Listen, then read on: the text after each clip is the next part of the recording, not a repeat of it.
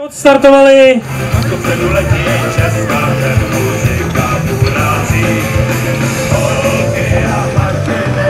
Proudař levý rozbíjá hodně do boku.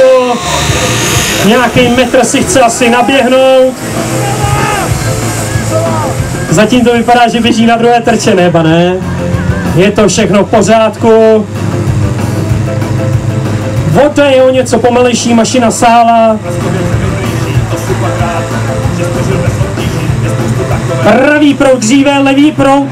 Na levém proudu jsou ještě nějaké uzle. Levý proud stále zauzlovaný.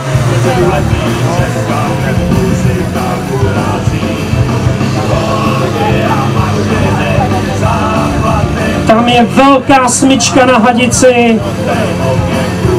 Hodně přetočené C-čko. Smyčka se stále pohybuje ve směru proudu vody. Takže až teď levý proud dostává vodu.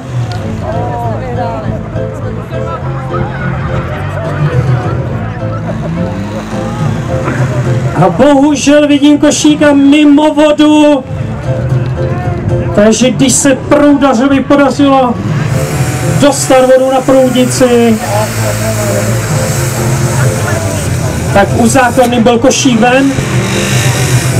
Nyní se nedaří nasát.